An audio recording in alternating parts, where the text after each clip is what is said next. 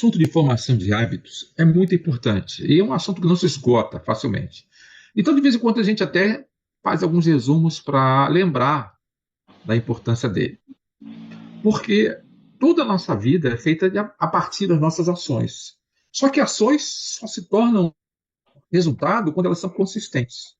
Então, eu relembro de vez em quando isso. A neurociência e a psicologia comportamental já demonstraram que os hábitos são a base, são a construção da nossa vida. 40% das nossas ações diárias são consequências dos nossos hábitos. E é muito importante a gente criar uma reflexão sobre os nossos hábitos diários, se eles são produtivos ou contraproducentes. É impressionante a quantidade de hábitos que a gente cria que são contraproducentes. E aí é necessário, de vez em quando, dar uma polida nessa questão. Pesquisa da Universidade de Duke revelaram que comportamentos automatizados, como acordar cedo, priorizar tarefas, praticar exercícios, não são apenas exercícios de produtividade, mas também a base para uma realização de objetivos de longo prazo. E o que eu gosto muito de enfatizar é que, durante um bom tempo, as pesquisas de produtividade falavam de você aproveitar bem o seu tempo. Hoje em dia não falam muito mais disso. Dizem que o importante é você aproveitar bem a sua energia, tanto o entusiasmo emocional, a tua vitalidade emocional, né, a tua vontade de fazer as coisas, quanto a tua energia física, a sua disposição, aprender a ver o seu ciclo, se você trabalha melhor de manhã, de tarde, de noite. Só que, para você aproveitar bem isso, você tem que dar uma examinada nos seus hábitos. Ah, mas eu quero emagrecer.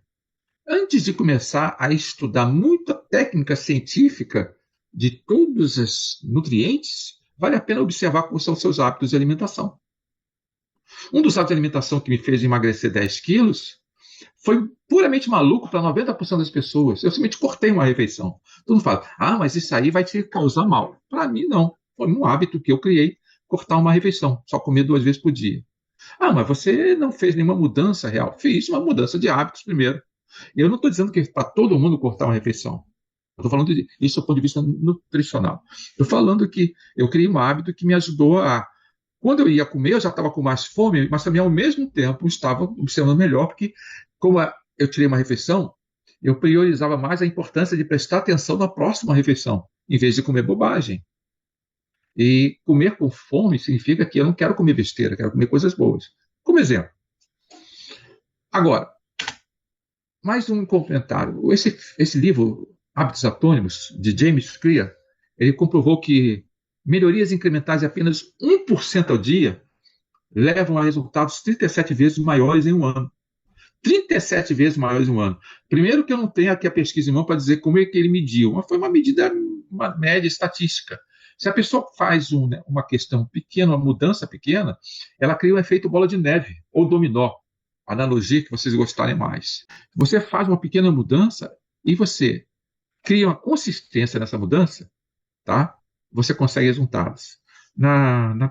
Nas técnicas de mudança de hábitos, falam muito em fazer passos de bebê, baby steps, que pequenas mudanças, degrau a degrau. Não queira fazer uma mudança grande. Melhorias incrementais são mudanças pequenininhas.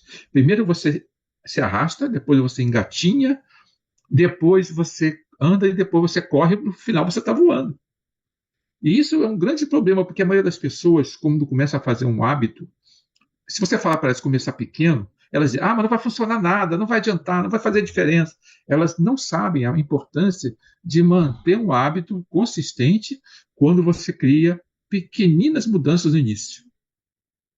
Volta e meia, uma pessoa pergunta para mim, eu queria fazer atividade física, mas não tenho tempo de academia. Aí eu falo, faz em casa. Eu não sei fazer em casa. Aí eu falei, faz 5 minutos. 5 minutos não faz diferença. Então faz um alongamento, acorda de manhã e faz 1 minuto de prancha. Mas 1 minuto de prancha não vai fazer nenhuma diferença. A prancha, não sei para quem não conhece, é aquele exercício básico de cotovelos ali, você só trabalha a essência do seu abdômen. Para quem pode fazer, tem gente que não pode fazer. Aí a pessoa começa a fazer prancha reclamando, dizendo, mas não vai fazer diferença nenhuma. Faz uma semana, começa a aumentar o quê? A disposição de fazer ginástica. Daqui a pouco está fazendo 5. Daqui a pouco aumentou o alongamento, começa a ler a respeito. Quando ela vê, ela está fazendo ginástica 1 hora, 1 hora e meia por dia. Então, O poder dessa mudança é que quando você começa psicologicamente, você não diz mais que você é uma pessoa que não faz. Você muda a sua identidade pessoal para uma pessoa que faz. Só que está fazendo menos ainda do que você acha. Mas você já é uma pessoa que, cuja identidade de ser, e esse é o ponto que eu quero deixar bem marcado, é uma identidade de ser de uma pessoa que faz. Então, mostra como, por exemplo, figuras importantes, Warren Buffett, aquele grande financista, Serena Williams, não sei se vocês conhecem, né, que era tenista, né, famosa, né, e atribuiu o seu sucesso a uma rotina consistente. Ah, mas tiveram sorte? Ah, tem um talento? Ah, tem um conhecimento especial? Não. Consistência. Todo dia, um pouquinho, todo dia, um pouquinho, criando um hábito, até que é uma preferência de vida, é um estilo de vida. Mais comentários. São comentários que eu coloquei aqui para a gente discutir depois. Transformar sonhos em realidade exige mais do que hábitos isolados. É que é a progressão estratégica em passos de bebê. O americano fala muito, baby steps para tudo. Comece pequeno, comece pequeno. Eu já falei a respeito. Tem o David Ramsey, né? Que falava muito em termos de dividir metas complexas. Por exemplo, liberdade financeira, conseguir ter sucesso, conseguir ter um equilíbrio de economia. Faça diferença em etapas mínimas para evitar uma sobrecarga. Se você faz uma mudança muito grande em sua vida, você vai perceber uma parte da sua mente resistindo, reclamando, puxando para trás. Por quê? Porque você ainda não convenceu-a dos resultados, porque não tem nenhum resultado ainda. E quando nós trabalhamos numa decisão, a gente gasta muita energia mental, além de física. Mudar um hábito, primeiro cansa uma parte do cérebro que é responsável por fazer escolhas. E essa parte do cérebro, ela cansa muito. A gente faz a maior parte das nossas decisões de maneira automática, porque é muito cansativo. Então, mudar um hábito, primeiro que não é recomendável mudar muitos hábitos ao mesmo tempo. Mas, segundo, muda um pequeno hábito que seja tão pequeno que você não crie uma sobrecarga na sua mente. E aí, quando começar a ficar consistente o hábito, é fácil você começar a expandir aquilo para passos maiores. E isso se aplica a qualquer coisa. Pois você começa uma ação pequena e começa a tomar impulso. Agora, se você diz o seguinte, muita gente fala, e parar de fumar? Você acha preferível parar de uma vez ou reduzir? Eu digo que parar de fumar passa por um pequeno hábito. É o principal hábito, mas é o mais chato para as pessoas que estão do seu lado. É não comprar cigarro.